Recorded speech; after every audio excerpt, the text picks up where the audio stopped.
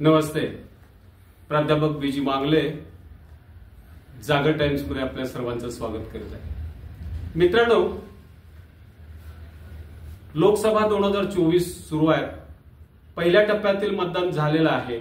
दुसरा टप्पा आता लवकरच म्हणजे 26 एप्रिलला होत आहे.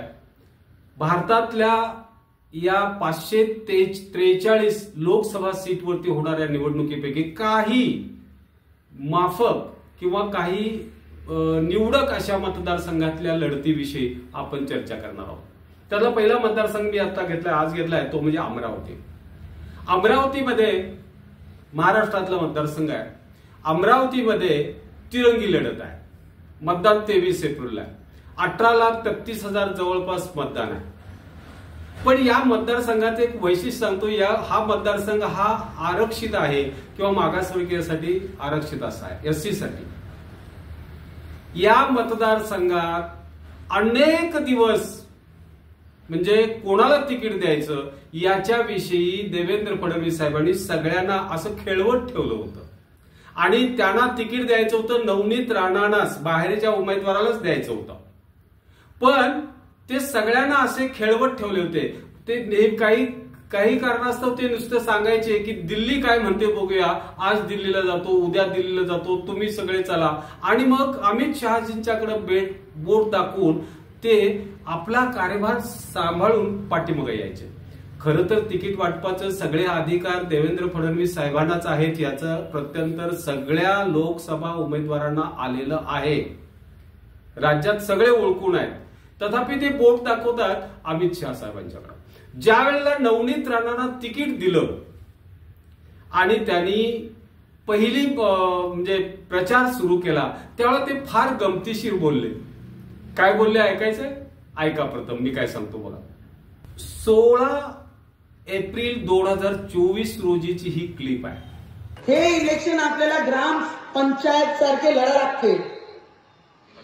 त्याच्यापेक्षा भारी पद्धतीने की 12 ते 8 पर्यंत आपला जेवढा मतदान आहे ते सगळं बूथवर गेलं पाहिजे आणि सगळं मतदान झालं पाहिजे. त्या पद्धतीने आपण काम केलं पाहिजे.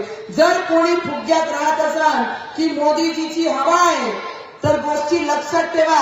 2019 मध्ये एक निर्दलीय एक इंडिपेंडेंट खासदार निवडून आली होती. एवढी मोठी यंत्रणा असूनही सुद्धा एक निर्दलीय व्यक्ती या जिल्ह्यामध्ये झेंडा काढून गेली होती. तर त्या फुग्यात कोणताही कार्यकर्ता राहू नाही की मोदीजींची हवा आहे म्हणून आपण सहज निवडून येऊ.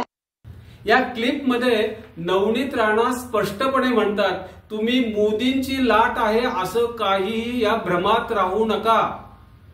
मतदारांना ते काय म्हणतात? मोदींची लाट आहे अशा कोणत्याही भ्रमात राहू नका.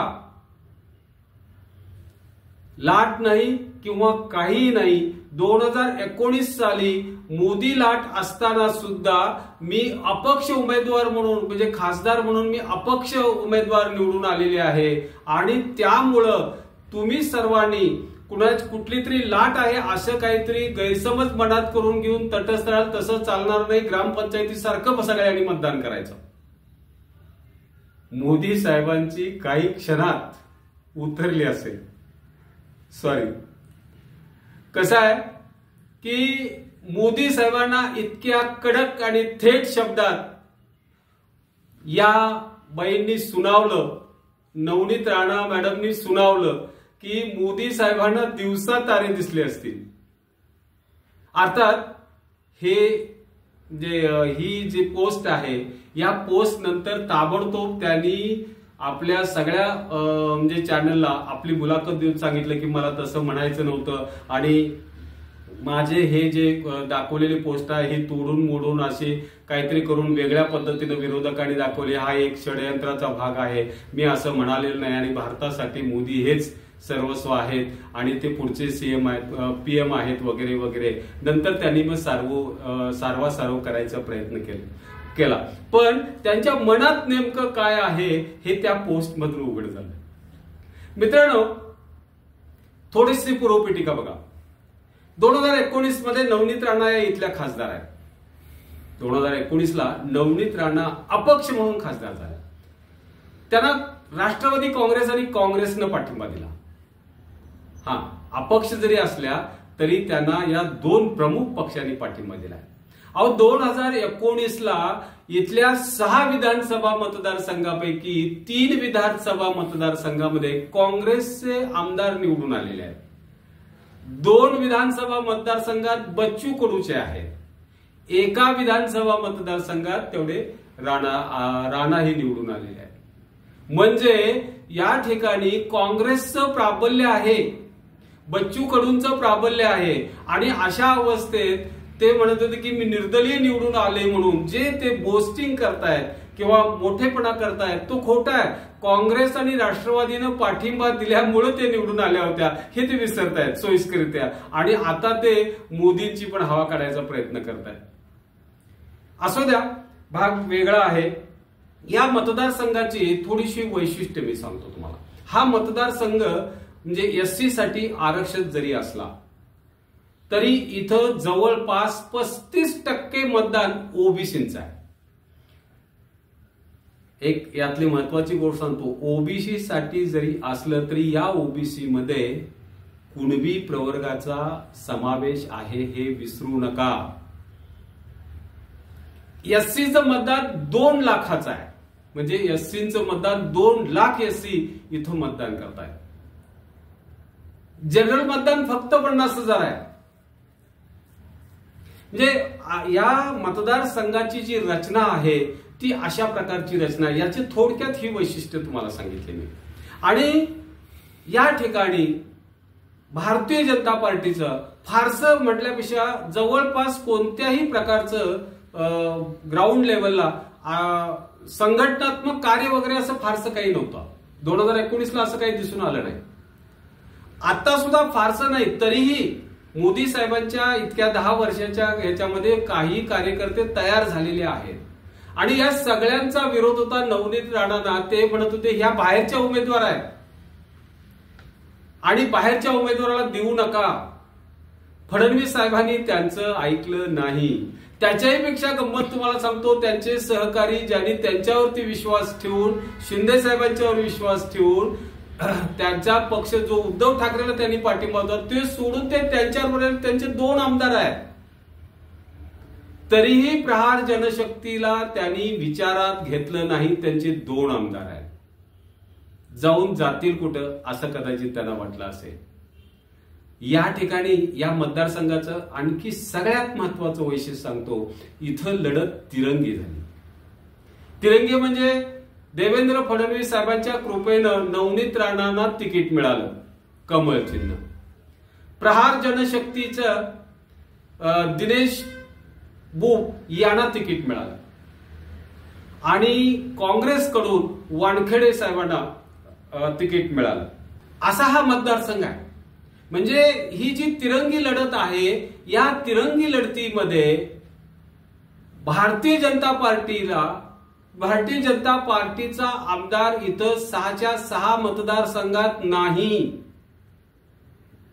तरी सुद्धा या देशाचे पंतप्रधान त्यांनी त्यांच्या विरोधात असं भाष्य करून सुद्धा ते वर्धा इथं नवनीत राणांच्यासाठी त्यांनी सभा घेतली आणि सभा घेऊन नवनीत राणांना निवडून देण्याचं आवाहन केलेलं आहे जनतेला.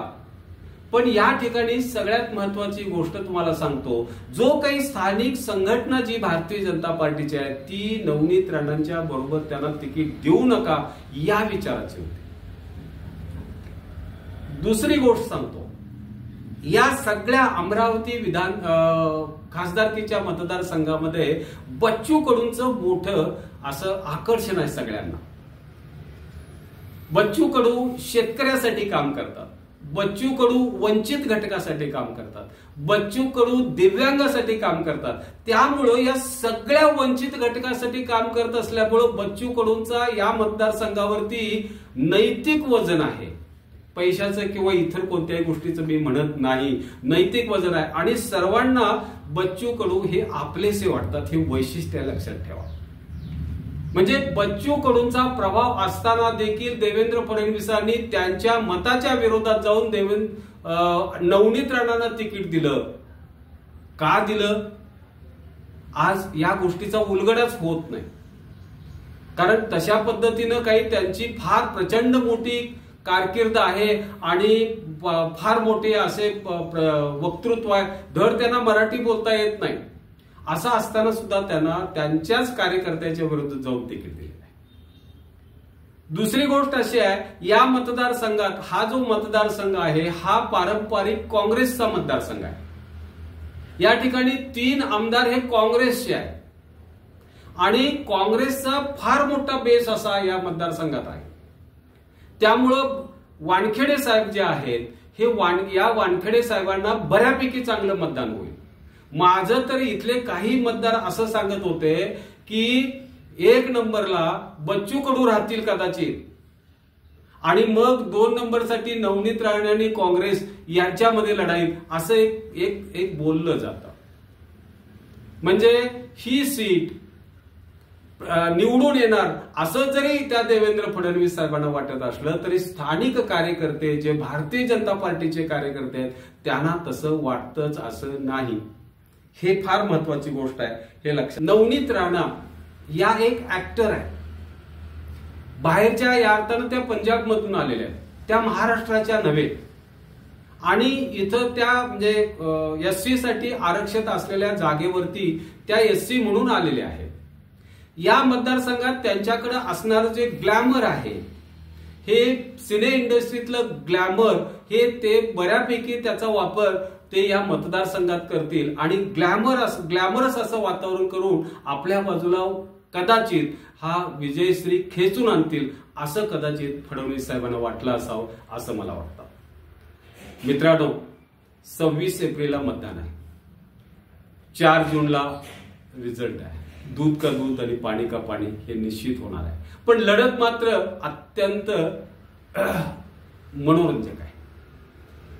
बच्चू भाऊ सडकून टीका करतायत, वानखेडे साहेब त्याच पद्धतीने आहे, फक्त ते खालच्या स्तरावर येत नाही. बच्चू भाऊनी रोखठोक टीका केलेली आहे. त्यामुळं कदाचित बच्चू भाऊंना लीड मिळतं का काय असाही विचार या मतदारसंघात आहे. आपण बघूया 4 जूनला 26 तारखेला मतदान आहे. धन्यवाद. माझा व्हिडिओ आपण लाईक, शेअर आणि सबस्क्राईब करा.